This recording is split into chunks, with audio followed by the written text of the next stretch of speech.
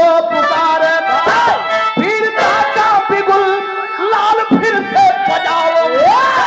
उठो जवानों, करो अपना देरी, कुछ तस्वीर उनकी हृदय में बसाओ।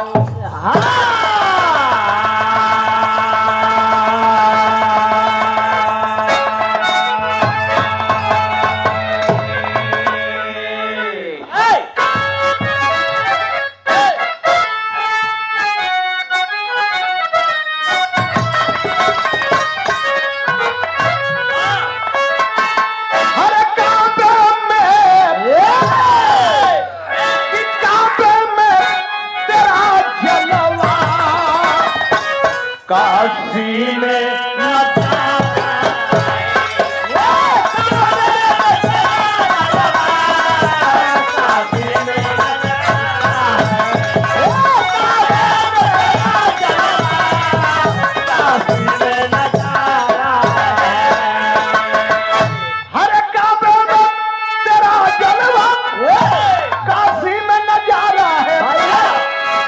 ये भी हमें प्यारा है, वो भी हमें प्यारा है।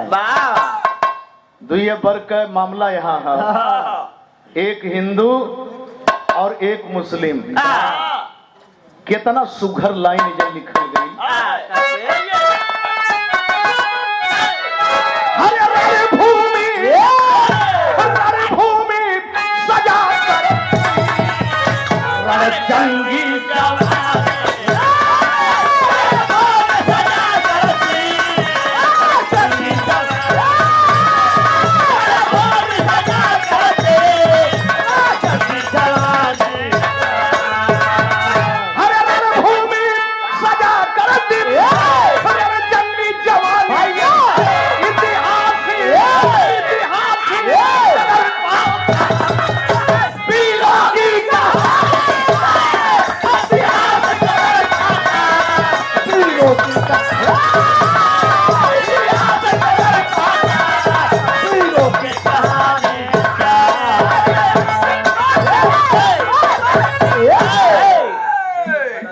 आप सारे लोगों का सादर सम्मान करते हैं, लेकिन बात वही कह, लेकिन यही जन से बिरहा की स्टोरी का शुरुआत हो।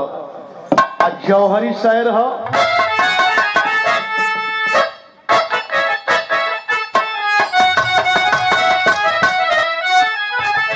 जल जाए जवानी उनकी, तीनों की यही निशानी, दुश्मन के डर के छाती, कर देते पानी पानी, आतंक फिरंगी करता, बिलियन लाइफ की अधिकारी, लाहौर प्रांत की धरती,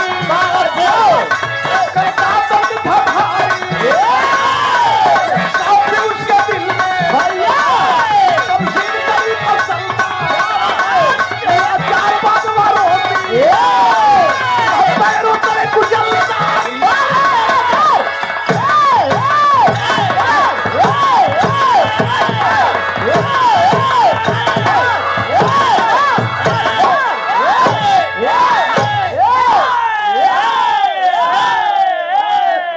बस बस बस खान साहब, बस बस बस बस सोता सोता के लड़वैया के मतलब कि बचाव करे, दो बेर ताल ठोके किनारे जाए। लेकिन बात वही का, लाहौर प्रांत की धरती, ब्रिटिश जमाना है। आए हाय मेरे बाबूजी, एक अफसर आया और उसका आतंक इतना बढ़ा कि चारों तरफ त्राह त्राह मच गई। एक दिन शाम की बेला में वो छतरपुर में आया है, सब नमकी सूरत देख लिया, वो कामी आंख गड़ाया है। बच गई सूर्य के नजरों से, ना मुझसे बचकर जाएगी, रंगीन रात मेरी होगी, नजरों से जाम छलकाएगी। विलियम राइट अधिकारी शौकीन था, लेकिन इस शौकीनी हमहन खातिर पसंद ना रहल। हमारे आबरू से खिलवाड़ करना ये तुम्हारे लिए शौक हो सकती थी, लेकिन हमारे लिए शौक नहीं। तो ही कह, शाम का वक्त है, छोटी सी बाजार है और उस बाजार में 2-4 साथियों को लेकर के आया है मेरे बाबूजी। एक नौजवान लड़की को पकड़ा और घसीट करके घोड़े पर बैठाया। बाजार में अफरा तफरी मच गई। जे जह भगत है, जे जह भगत ते तह भगत है। गांव में जा जा के लोग अपन अपन खटाखट दरवाजा बंद करत हो। आए है एक ठे बुढ़िया माई निकलल भागल है आवत यही। का भल बेटा का भल कहला कि ये माई तोहर ही बिटिया सबनम बहन के पकड़ के ले। कौन माई पगलाए ना जाई हो, कौन माई पगलाए ना जाई। दौड़ दौड़ के इनके दरवाजे जाते, उनके दरवाजे जाते, और वो गांव में संजोग ऐसन की हर एक बिरादरी के लोग हुए। पंडित बिरादरी भी है, राजपूत बिरादरी भी है, यादव बिरादरी भी है, चमार बिरादरी भी है, भर बिंद मल्ला सारे लोग हैं। आया है मेरे बाबूजी, सबके दरवाजे पर माँ जाती है। देखे एक दरवाजे पर पहुंचती है, संजोग से अखाड़े से बाज करके नौजवान आए, जेकर नाम बताओ गल केसर। और केसर के दरवाजे पर जब जाती है, केसर गोजी लेके खड़ा हुए, कान्ही पर निगोटा जंगिया है। का हम माई का बात हो, का बात हो, कैसन घबराई हो। आई कैसन लोग केवाड़ी बन करत हुवन। मतारी केसर पहलवान के सामने हाथ जोड़ के एक बात कहती है, संकेत लगल।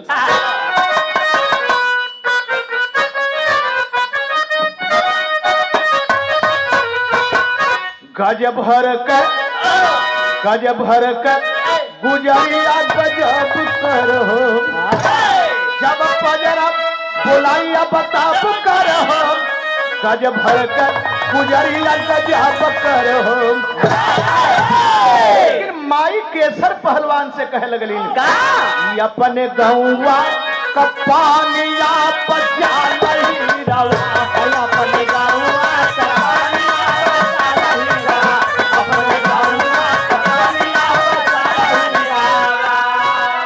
पहेलिया से चिड़ई छोड़ा दही रवाम। ओ पहेलिया से चिड़ई छोड़ा दही रवाम। अपने गौवा का पानिया बचा नहीं। अपने गौवा का पानिया बचा नहीं। अपने गौवा का पानिया बचा नहीं। टकर टकर बूढ़ी माई का मुंह देखत हुन, ओकरे आंख के आंसू देखत हुन, और माँ रो रही है और कहती गई, अब के सजाई बेटा रखिया कलाई। रतिया में बहिनी का लाज लूट जाई। रतिया में बहिनी का लाज लूट जाई। रतिया में बहिनी का लाज लूट जाई। अरे हमारे दूधवा का कर्जा चुका दही रवाम। अपने गहुआ का पनिया बचा नहीं रवाम। और जब ये बात सुन ले कि बहन के पकड़ के विलियम राइट अधिकारी कैंप ले गया है, नौजवान बोला, माँ आप जा, आप घरे जा। बहन आवत ही, अब आई बहन। वही तरह वही भेष में पहले तो जितना लड़े वाला जमान रहले हर एक बिरादरी के, उनके दरवाजे पर गईलन। काओ भैया रामू, सामू भैया, अरे राजू भैया, सुखू भैया, गामा भैया, लेकिन कौनो जवान निकलत ना हुआ। ना ये ले कि परिवार के लोग कहला कि बाप रे बाप, अगर जइबा तो सीधे गोली मारल जाई। नौजवान समझ गया कि हमारे साथ में लड़ने वाले पहलवान भी हिम्मत छोड़ दिए, ठीक नहीं हुआ। अकेले जवान वही भेष में चल दिया, और जब चल दिया तो तर्ज लगल, क्या बात है।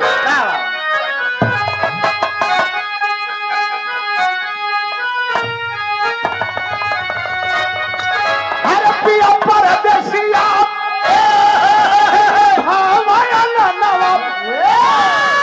अरे पिया परदेसिया बिरही बनल पासे चारिया हो मोरी, उड़ी उड़ी चाले अचरिया।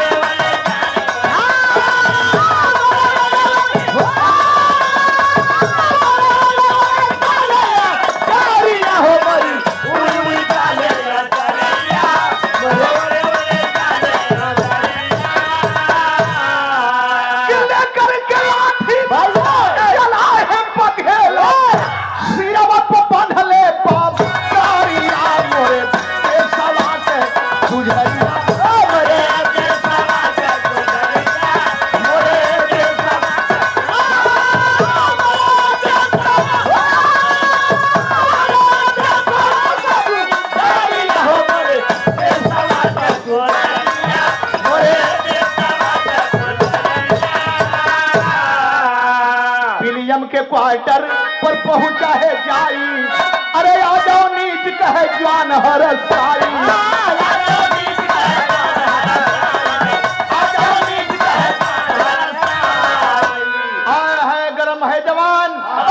बांस की गोली लेकर के विलियम राइट के क्वार्टर पहुंच गया। अबे कमीना, निकल निकल निकल निकल। बात वहां का ये सही है। विलियम राइट भी बर्दाश्त करने वाला अफसर नहीं, अंग्रेज था। जब ये सुना आवाज, ऊंची आवाज में कौन है मेरे दरवाजे पर बोलने वाला, बगल में नंगा रिवाल्वर है और उसी तरह से सीढ़ी वाई नीचे आ रहा है। अरे व्हाट, उमैन क्या बोलता है? नजदीके जब आया, यह तो शरीर नाचत है शरीर।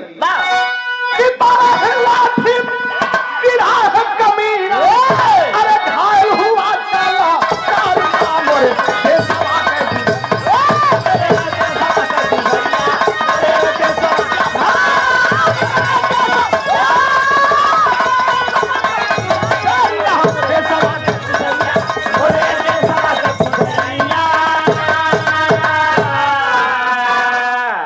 तय तो धनायल ना हवे रे, तय कहे इतना उमंग बन।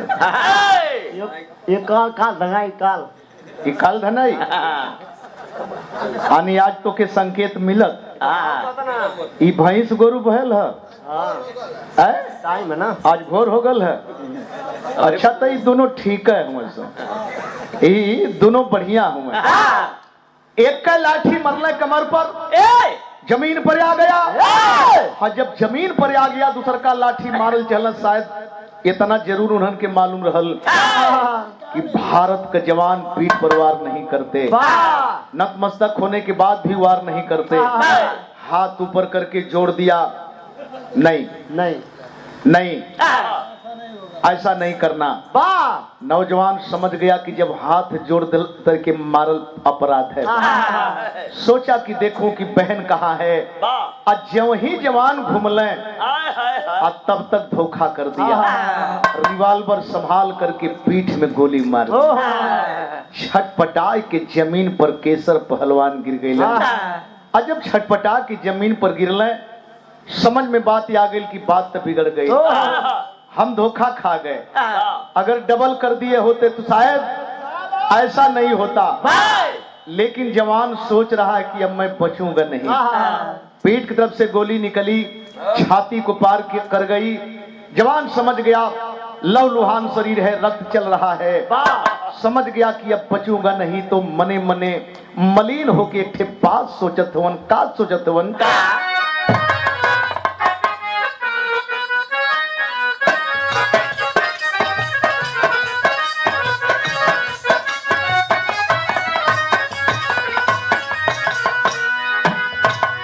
सिकिया मो पीनी पीनी गढ़िया पानवली, गढ़िया पानवली, मुसवाला दरिया कैली जात अखिया में आंसू भर के कहला जवाना, कहला जवाना, बहिनी से भैना दीदार देखहू ना पवली बहिनी तोहरी सुरतिया, तोहरी सुरतिया, देहल मुदैया गोली मार जा रहा हूँ बहन। बहुत बड़ी भूल हो गई बहन, बहुत बड़ी भूल हो गई। माननीय गुम्मा से हमारे बड़े भैया वीरेंद्र भैया ये पुनः 100 रुपए का पुरस्कार बहुत बहुत प्रणाम करते हैं। यही जवान दुखित होकर के सोच रहा है अगला जन्म फिर वही है मिला से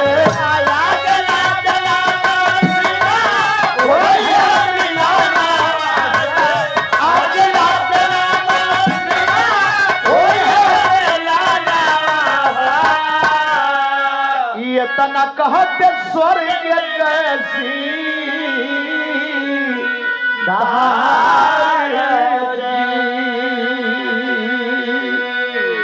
मर गया मेरे देश का बहादुर साहसी वीर सपूत केसर पहलवान की सांस टूट गई, दम टूट गई।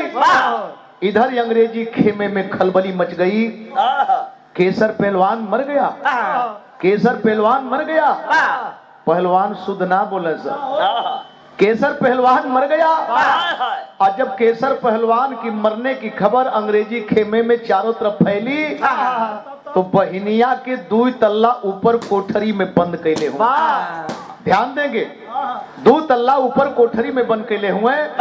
और जब आवाज उसके कान तक गई तो सोच रही है, आय हाय हाय, मेरे लिए एक हिंदू का बेटा जान दे दिया, अब जीना व्यर्थ है। किस सुख को पाने के लिए मैं जिंदा रहूं। खिड़कियां अजमावत हो, खिड़कियां खुले लागबा टूटे लागबा ओके तोड़ के छलांग लगौलस। 2 तल्ला से नीचे जमीन पर फर्श पे आई, सर फट गया, शरीर में चोटें आई, रंजित शरीर हो गई, लहूलुहान शरीर हो गई, तड़प रही है। ये इधर सोच रही है भैया को देख भी नहीं पाई, भैया को देख भी नहीं पाई। उसी बीच में नाइट ड्यूटी जात का मुसलमान करीम सिपाही, करीम सिपाही अंग्रेजी फौज का सिपाही था।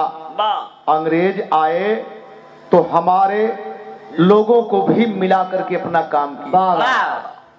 करीम सिपाही जब आवाज सुना, धाप की आवाज आई, करीब में आया। और जब करीब में आया तो देखता है कि एक तरफ केसर पहलवान की लाश है, आया है दूर केसर पहलवान की लाश है। और यहाँ नजदीक में गया तो देखा कि बहन छटपटा रही है। मुसलमान की बेटी जब मुसलमान सिपाही को देखे बोली, लानत है तुझे, एक हिंदू का बेटा एक मुसलमान बहन के लिए जान दे दिया और तुम मुसलमान सिपाही होकर के ये क्या कर रहा है। कहा बहन मुझे माफ कर देना, लेकिन आज के बाद तेरा भाई ये नौकरी नहीं करेगा। अंतिम समय है बहन, अपने भाई के लिए कुछ आदेश करना चाहती है तो कर दे। कलश की मेरा आदेश मानेगा, अंग्रेजों का नमक खाने वाला, मानूंगा बहन मानूंगा। देख है अंतिम क्षण में वो बहन आखिरकार उस करीम मुसलमान सिपाही से कहती क्या है, क्या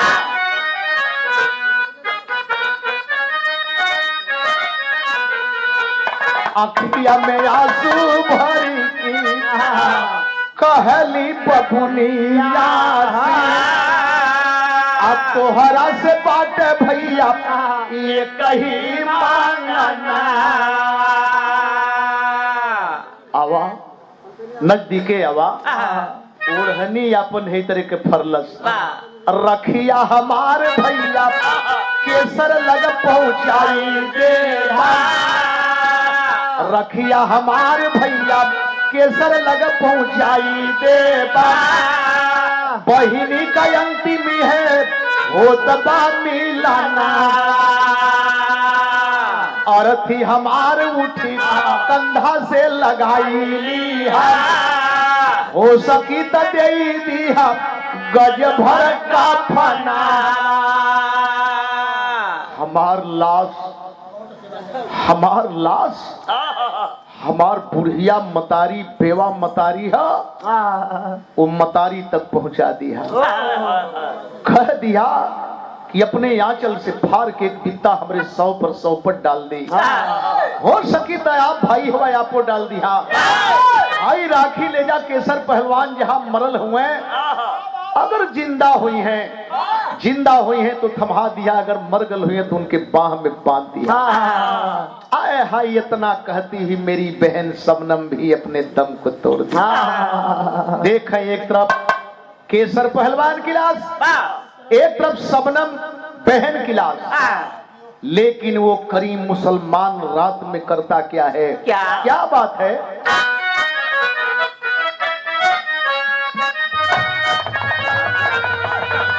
अरे सननाना रतिया कर सननाना रतिया कर ढोले ला पवनवा हो सननाना रतिया कर ढोले ला पवनवा हो सननाना रतिया कर ढोले ला पवनवा सननाना रतिया कर ढोले ला पवनवा हो कहिदा भौजी भैया से मोर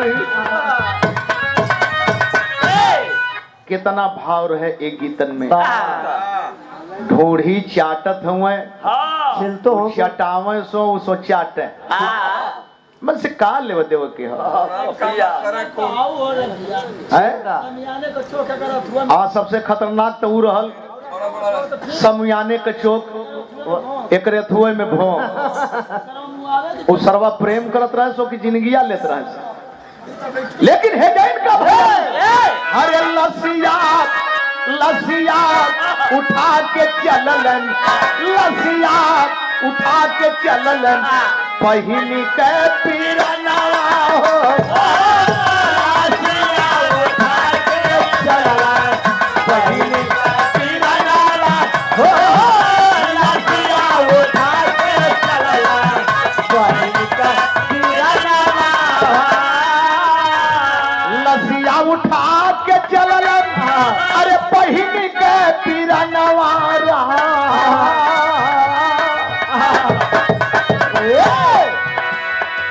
बादला चुकई में दिल में बादला चुकई में दिल में बादल यार मनवा बादला चुकई में दिल में बादल यार मनवा बादला चुकई में दिल में बादल यार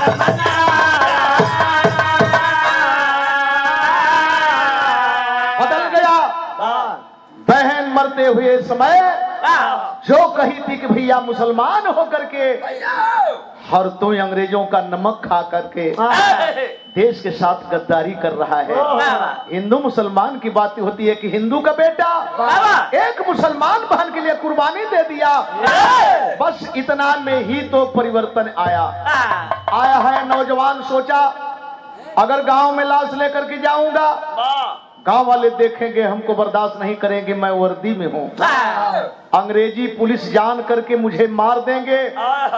लाश गांव के गोइड़ा रख के जवान चल दिया, लेकिन नींद नहीं लगी। तब तक सुबह हुआ, माँ बहनें शौच के लिए निकलती हैं, आया है लाश देखती हैं, तब तक सूचना मिल गई केसर पहलवान की लाश वहाँ है कैंप पर, शबनम की लाश यहाँ है। पूरा इलाका जुट गया, और जब इलाका जुट गया तो धीरे धीरे करीम मुसलमानों सिपाही जो है वर्दी बदल करके उन जवानों के पीछे पहुंच गया, और पहुंच करके एक बात कहा क्या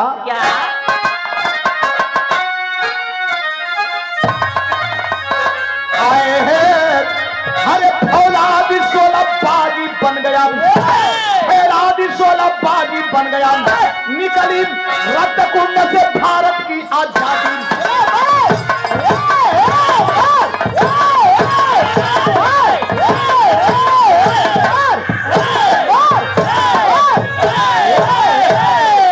पानी बिना धार तेगा न पाता, बिना मोल बिकता है हीरा बिन पानी, पानी बिना मर्द हिजड़ा कहाता, व्यर्थ है दुनिया में जिसकी जवानी। हार डालू गयंबर धरा फार डालू, बदले की आगे में हरदम जिएंगे, कसम भारत मैया तुम्हारी है, हमको दुश्मन के छाती का लोहू पिएंगे। आया है नौजवान जवानों के बीच में, गांव के बीच में आकर के देखें जवानों को धिक्कार रहा है, कब तक लाश ढोओगे? लोग नहीं समझ पाए। जवान बताया कि कब तक लाश ढोओगे, कब तक बहन बेटियों के आबरू से खिलवाड़ होते हुए तमाशा देखो। तमाशबीन बनने की जरूरत नहीं है, कुर्बानी देने की जरूरत है। कौन है माई का लाल? इस मर्यादा के लिए कुर्बानी दे सकता है। और जब ये बात कहले अब जवानन में जोश आ गया।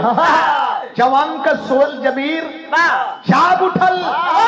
और जब सोई हुई जमीर जाग उठी तब बतावत है कि जगह वही वाली ये दर्ज लगे लिए बहादुर।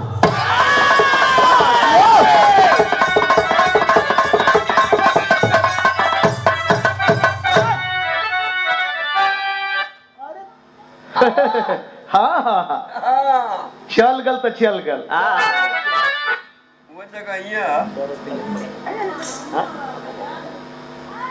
ये पुनः 200 रुपए पुरस्कार गुम्मा की धरती से माननीय हमारे बड़े भैया वीरेंद्र जी बहुत बहुत सादर सम्मान करते हैं, स्वागत करते हैं, प्रणाम करते हैं। लेकिन बात वही का ई गाजीपुर के कचकचवा, मऊ आजमगढ़ का लकर बझवा, मिर्जापुरी का चौलरिया, बनारस का ढूलमुनिया और चौलर तो दूसरे भाव में गवाला, चौलरी दूसरे भाव में गवाला, लेकिन जन उड़ान चौलरिया है।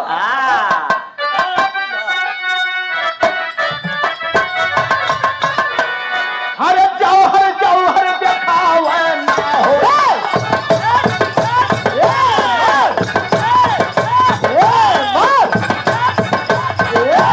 अरे जौहर देखावे चललन ते थानवा हो जवानवा पर पे माथे कफनवा।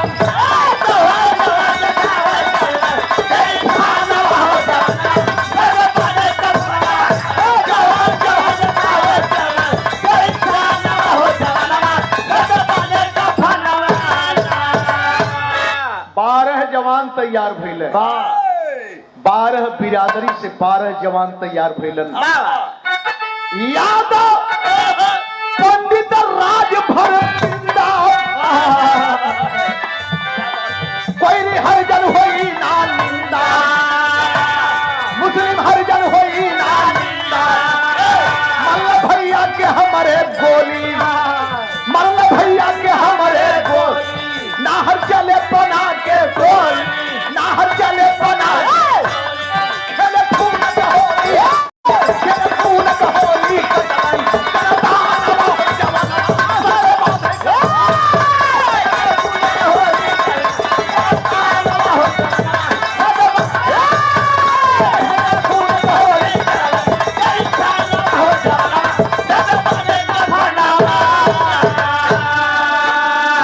बतौली की हर बिरादरी का नौजवान कुर्बानी देने के लिए तैयार हो गए। और जब जवान मरे बदे तैयार हो जाले तो केहू के मार सकत हुआ।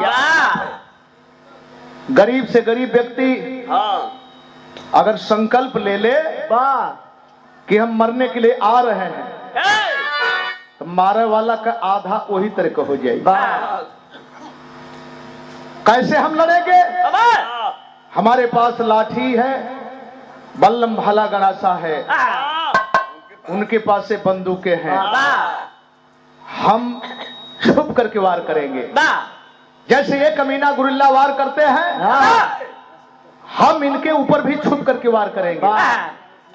सुतले में जहां कैंप पड़ा है, जहां कैंप पड़ा है, परेशान हुआ लोगों देखा जनी आज हमारे चौकिया पर सुत रहा। हाँ लेला हमारे कमरवा लेला का करके बा। हाँ कौन कमरवा? अरे भाई कौन कमरवा ना ही वो ले सकत हुए। मेहमान हुए जने में सुती ले तो मैं मेहमान ना सुन सकत हूँ। आज वह समधी अइले हैं सजवा के। हाँ हुए घरे हम कनी घर द्वार तू देखा अब हम चलत थे अब सवेरे मिलब। हाँ भाई सच्चाई है, मन से बोल रहा हूँ, नहीं दधीच वाला सचिव साहब का तो अइले हैं तो हम करी कि भैया अब वही समय वह नाश्ता लेत रही। कल की साझावा का बेटाइम का नाश्ता हम कहनी कि नहीं कब्बो ना लेवल लगे। हम करी हमारी टाइम हो प्रोग्राम में शाम का बनावटी ना हो, तनी सा हलुआ पूरी एक दूठे पूरी ना बे फरौटा बस ऊ है बबकुल बतैबा तब लोग जनिया तनिका भर में ही कहा कि ना हम खिसमिस बादाम ढीलीला ई सार उठे तो कहे में मरचा ढीलीला तो कहला कि बेटा कम कनी है समय एक बाद खाना ना खा पाई चाय पर रात भर चलीला ये अपन ये शुरुआत से खवाई मोटा के लिए तो से कमजोरो ना है आज भी दौड़ देखा हाथ मिला जे मिलावला ओके पता चलेला तय लम्बे हुए जितना उमचल बने उमचले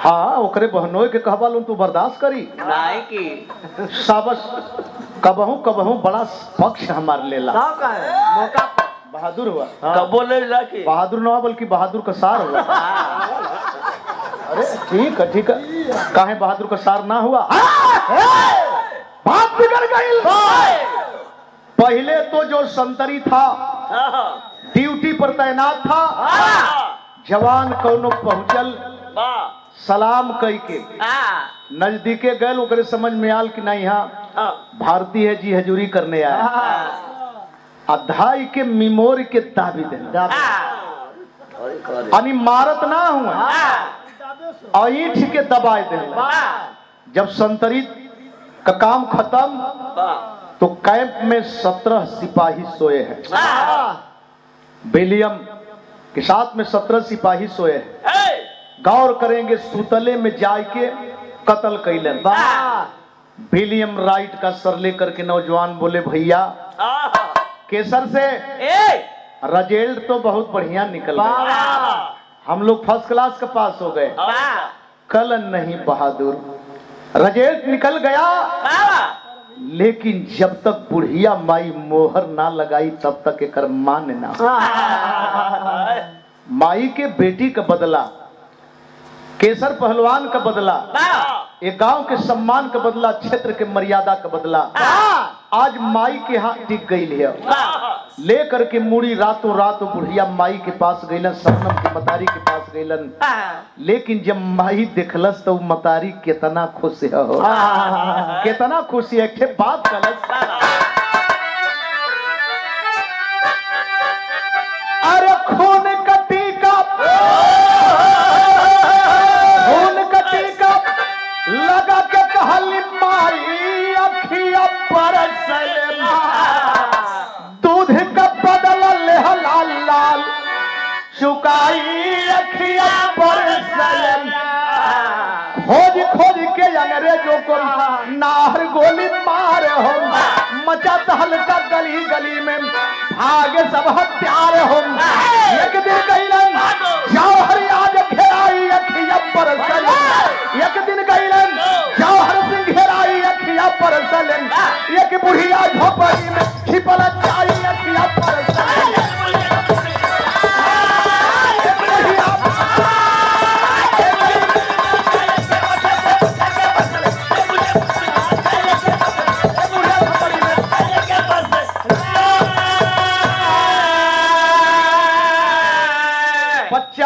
पचास हजार का इनाम 12 जवानों पर रख दिया गया नामित हो गए जवान नामित हो गए जवान आया है 50 हजार का इनाम उस समय काफी मायने रख रहा था लेकिन गौर करेंगे माई खून का टीका लगा के बधाई देली बेटा हमार बिटिया जी गई केसर जी गई ये गांव का मर्यादा अब न जाई बेटा हमें भरोसा हो गया अब जब तक बुढ़िया जिएगी शान शौकत से जिएगी बेटा अगर मरेगी भी तो मर्यादा के साथ मरेगी आया है एक दिन घेरा गई भागत हुए अंग्रेज पीछा करत हुए बड़ा दूर निकल गई अब बड़ा दूर निकल गई जंगल मिलल जंगलवा में पीछा कैले हुए गौर करेंगे एक आदिवासी बुढ़िया झोपड़ी में अपने सोई है नौजवान रात में आदिवासी बुढ़िया के झोपड़ी में घुस गया बुढ़िया माँ घबरा करके उठी लेकिन जवान बोला माँ आदिवासी है जंगल की रहने वाली है आज बाबा साहब डॉक्टर भीमराव अंबेडकर का संविधान न होता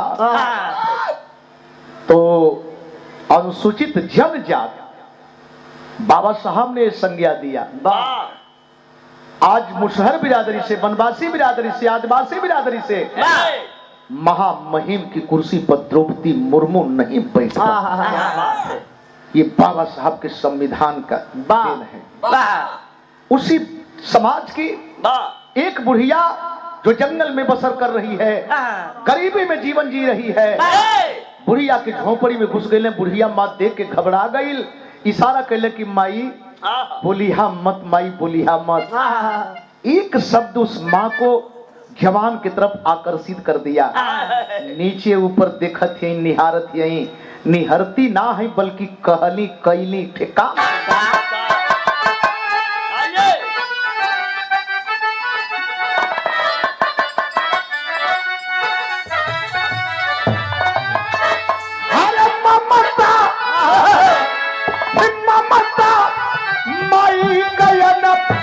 मोल दुनिया में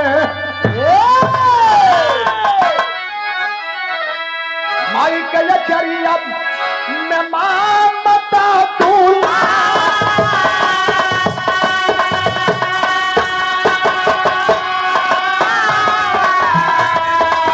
माई के चरिया में ममता दूला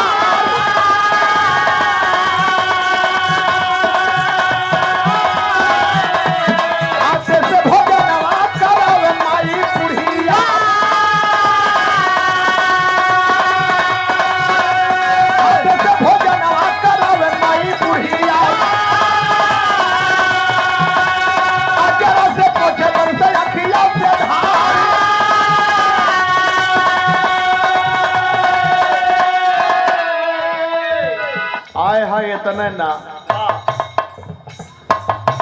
चेहरा सुखायल है, ई पसीना पसीना और झुरायल है। दौड़ के गईली अपने बिना मांगे बिना कहे सूखी रोटी लेके आ गई। पहले खा रोटी, बटुआ में पानी लेके आ गई। पहले पी ले बेटा, पियत हुए माई का प्रेम देखत हुए, प्यार देखत हुए। मधुरी बचनिया में पूछ माई बुढ़िया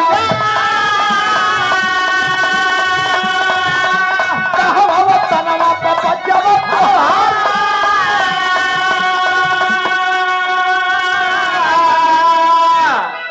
ए बेटा कहाँ का रहे वाला हुआ, ई कैसन भागल परायल, ई यहाँ इलाहा कल माई बताई बताई। अरे विलियम राइट का हम कटली गारदाना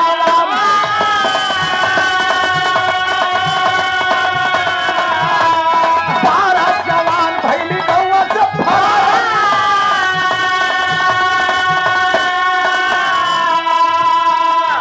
हम इनामी है, माई क्रांतिकारी है, 50,000 का इनामी है। विलियम राइट के साथ साथ 17 जवानों का हम लोगों ने कत्ल किया। भैया देखा सीधी न दे, बहुत बढ़िया माई। माई जब सुनलस, बधाई हो बेटा बधाई हो, धन्य हो बेटा।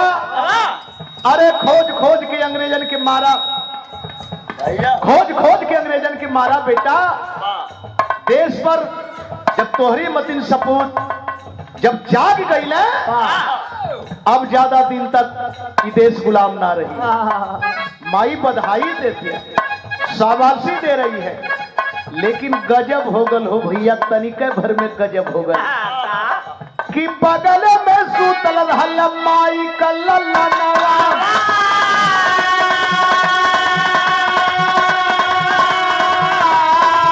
अरे दिलवा में लालच आई गई करिया,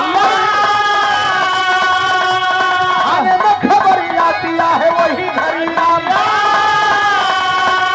आज हम पाई गई काफी पुरस्कार।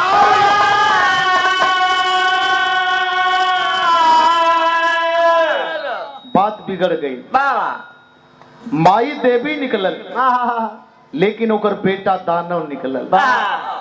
बगले में सुतल हो, ओकर नींद टूट गई। आस्ते से सुनत हो कि माई से कोई क्रांतिकारी बतियावत हो, जेकरी पर 50,000 का इनाम है। आए है मेरे बाबू, सोच गल लकड़ी काट के बेचीला, जीवन यापन होला। बड़ा बढ़िया मौका मिल गल, 50,000 बैठले पा जाई, घर मकान सब कुछ बदल जाई। रात में भागल भागल आल थाने पर कहा साहब पहले इनाम दीजिए, एक क्रांतिकारी को हम पकड़े हैं, इनाम दीजिए। कौन क्रांतिकारी? जौहर नाम का क्रांतिकारी है साहब। पुलिस वाले समझने में सोच में पड़े हैं, आखिरकार कहीं ये धोखा तो नहीं न देने वाला है। बैठो थाने पर, उसे थाने पर ही गिरफ्त कर लिए, उसके झोपड़ी के चारों तरफ से घेर लिए, घेर करके हवाई फायरिंग करते हैं। अबे जौहर सिंह बाहर निकल, वरना इतनी गोलियां चलेगी कि मड़ई का एक एक पत्ता का पता नहीं चलेगा। और जब हवाई फायर आवाज सुन ले, कहले माई अब हमके सुते का जगह दा। समय आ गई, अब धरती माई के गोद में सुते जाती, अब ले तोहरे गोद में रली है ना, अब धरती माई गोद में सुते जाती। का बात है बेटा? कहला कि बहरमा देखा, और जब माई झांकत है झोपड़ी से बहरे तो चारी ओर पुलिस वाले।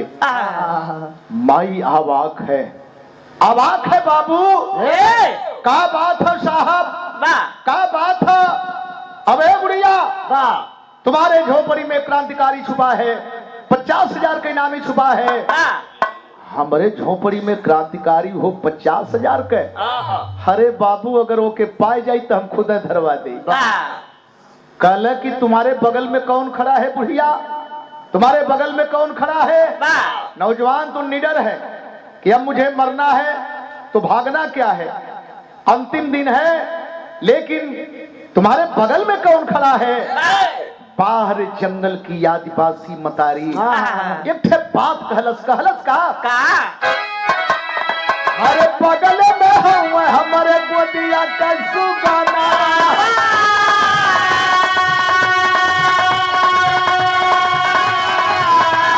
सुन के मुदैया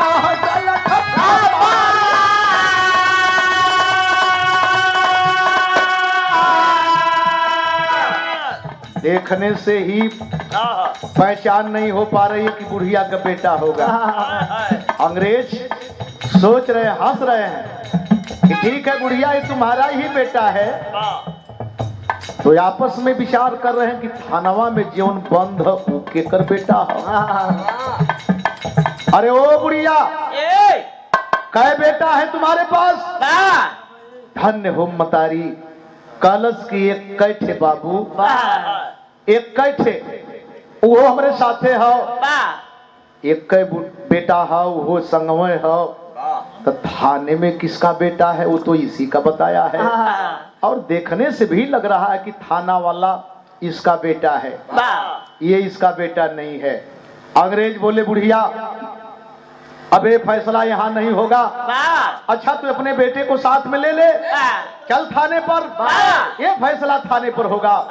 चला बाबू, आगे आगे कुछ पुलिस वाले, पीछे कुछ पुलिस वाले, बीच में बुढ़िया माँ और बुढ़िया माँ के पीछे जौहर घायल करेंगे। और जब थाना के करीब में पहुंचे, थाना के गेट पर बुढ़िया माँ जाती है, एक पैर चौकट के अंदर एक पैर चौकट के बाहर, तब तक नजर पड़ गई बैठल बेटवा पर। आए हाय बुढ़िया माई का रोवा खड़ा हो गल, बुढ़िया माई गोताए गई। और यह सोचत है, का सोचत है बकरिया,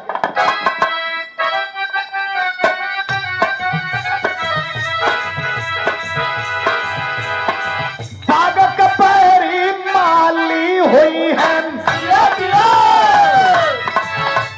सुख जाई पतिया को भेला, बाप के पैरी बेटा हुई है, मर गई है बाबू बदला।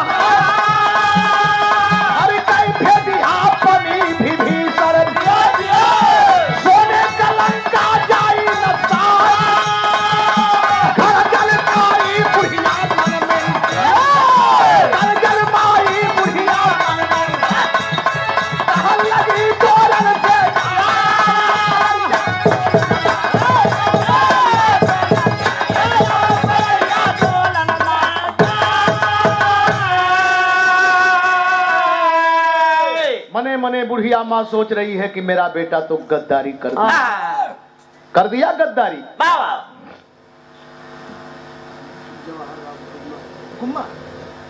भैया हमार गुम्मा से जवाहर राम बड़ा सम्मान, ये प्यार भरा 50वां पुरस्कार बहुत बहुत प्रणाम करते हैं, सादर सम्मान करते हैं। लेकिन बात वही का है, मतारी सोच गई हमको क्या करना है। अंग्रेज हंस रहे हैं, बोल बुढ़िया बोल, इसीलिए तुमको थाने पर लाया गया। क्यों, क्या देख रही है चारों तरफ? तुम्हारा बेटा ओ है या तुम्हारा बेटा ए है? बुढ़िया माई कहलस की बाबू हम भारतीय मतारी हैं, हम गरीब जरूर हैं, नमक रोटी खा के जी लेला, पानी पी के सुत लेला, लेकिन इंसाफ का जिंदगी और धर्म का जिंदगी बाबू हम जोन कहली तवन सही कहली। मतारी सोचत है, का सोचत है?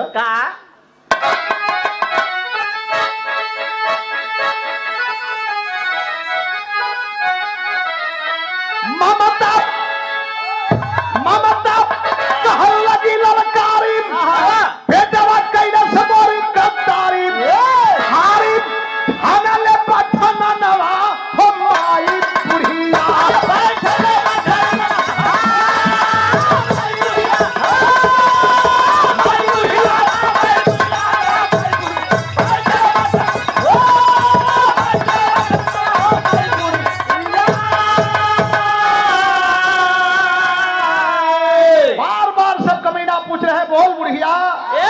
तुम्हारे पास एक ही बेटा है ना? तो थाने में बैठा तुम्हारा बेटा है कि जो तुम्हारे साथ में आया है तुम्हारा बेटा है? माई कलश की बाबू एक बेर कह देहली तो कह देहली हमार बेटा ई हो तो ई है हाउ जो थानावा में बैठल हो के तो हम चिन्हते नहीं वो केकर बेटा है, ओसे हमसे ना मतलब। ये संकल्प एक मतारी, वो भी बुढ़िया मतारी, अनपढ़ मतारी, गौर करेंगे। अंग्रेज बोले शाबाश बुढ़िया शाबाश। अच्छा तो एक बात सुन बुढ़िया, इस रिवाल्वर में गोली है, एक की मौत और एक की जिंदगी है। गोली मैं मारूंगा, कहना तुमको है, फैसला तुमको लेना है। अंतिम फैसला है बुढ़िया, 1 2 3 गनेंगे और तुम जिसे बचाना चाहती है बचा ले, जिसे मरवाना चाहती है जो तुम्हारा बेटा नहीं है उससे क्या तुम्हारी ममता है? बुढ़िया माई सोचत है, लेकिन बाहर मतारी भारत के बाहर गरीब महिला कहलस के का हमके धिकारत हुआ। एक बेर कह देहली कि हमार बेटा ई हो तो ई है, अगर मरही के है तो हो ही के मारा, वो हमार बेटा ना है। तबले तड़ाक सही अंग्रेज गोली मरले। थाने में बैठा हुआ लड़का आए माई कई की गिर पड़ल। एक बार माई के आंख मुना गई, आंख मुना गई, लेकिन ये हालात देख के जौहर बर्दाश्त ना कर पौल। गुम्मा की धरती से ये प्यार स्नेह ममता बड़े भैया वीरेंद्र भैया बहुत बहुत प्रणाम करते ही। हुआ क्या? छीन दीवाल पर जौहर सिंह अंग्रेज को गोली मारे, अरे फंसा जेल पिंजरा में तब तक मार दिए हत्यारे। देव पवली नाथ का फनवम हो माई बुढ़िया।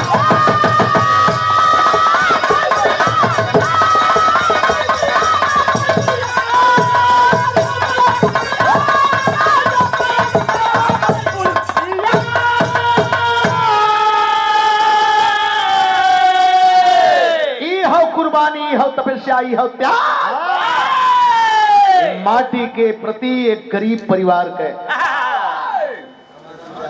22 रुपए का पुरस्कार हमारे छोटे भाई हैं और प्रसाद पीएससी में दरोगा है, और दोनों भाई राजेंद्र भी राम सेवक भी